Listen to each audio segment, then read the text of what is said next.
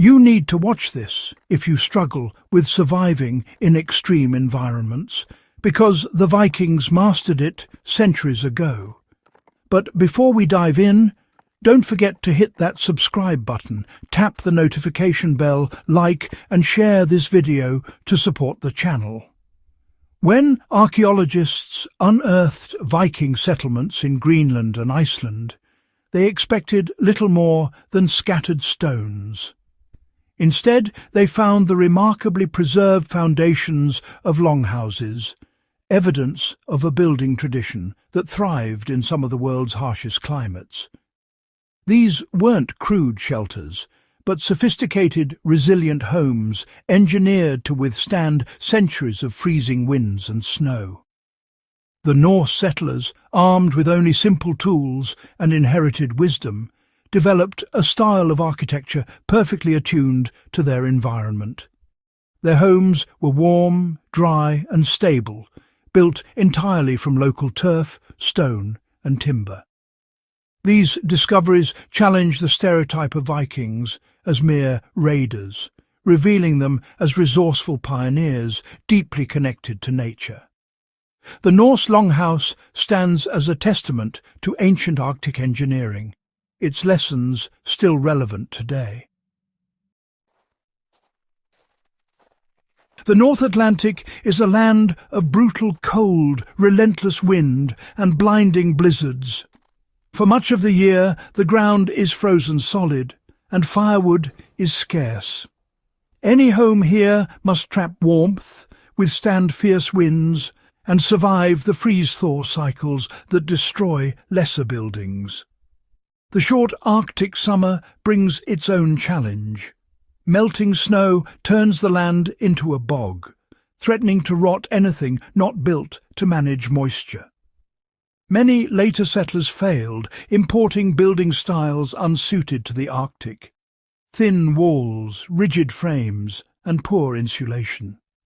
Their houses leaked, buckled and rotted, while the Viking longhouses endured. The question is clear. What did the Vikings know that others forgot? Their secret lay in adapting every element of their homes to the land's demands. The Vikings succeeded where others failed because of a simple philosophy: work with nature, not against it. Modern builders often try to seal homes tight, trapping heat and moisture inside. The Vikings let their homes breathe, using porous materials and natural ventilation. Their longhouses acted like living organisms, with walls and roofs that managed moisture and air naturally. Thick turf walls wicked away dampness, preventing mould and rot. This balance of insulation and ventilation kept interiors warm, dry and healthy. The result was a stable, comfortable microclimate, achieved without modern technology. The genius of the Viking longhouse was its harmony with the environment.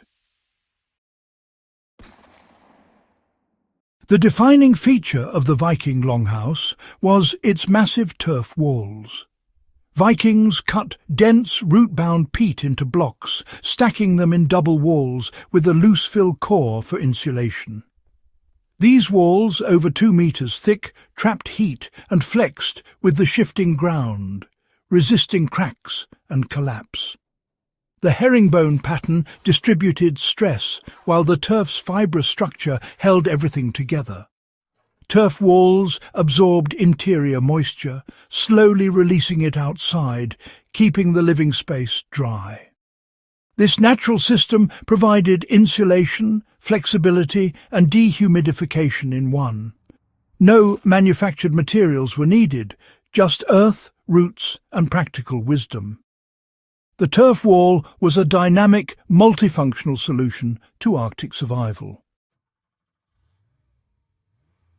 Beneath the turf walls, Vikings laid wide foundations of flat stones.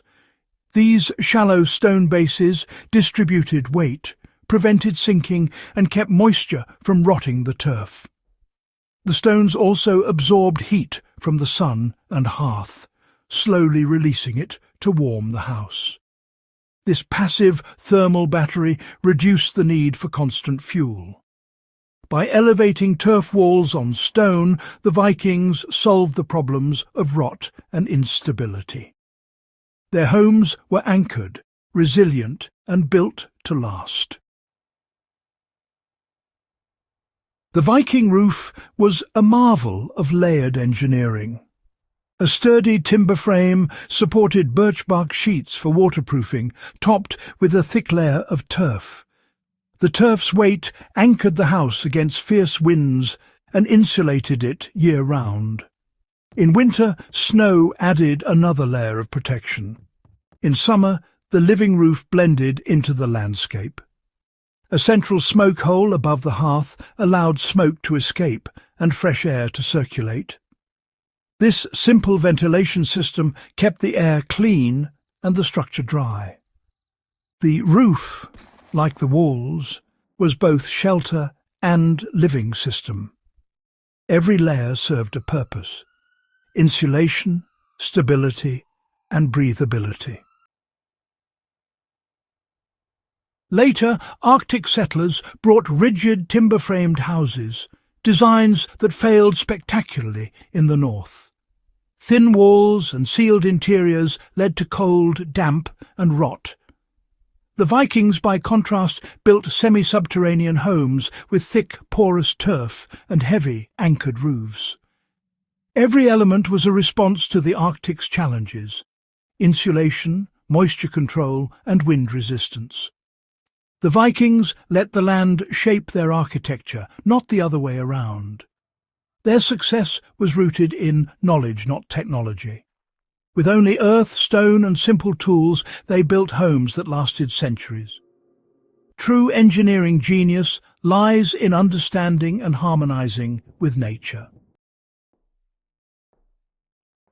The Viking longhouse offers timeless lessons for survival and sustainable building. First, balance.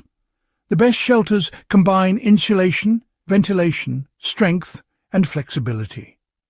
Second, use local natural materials. Turf and stone were free, abundant, and perfectly suited to the climate.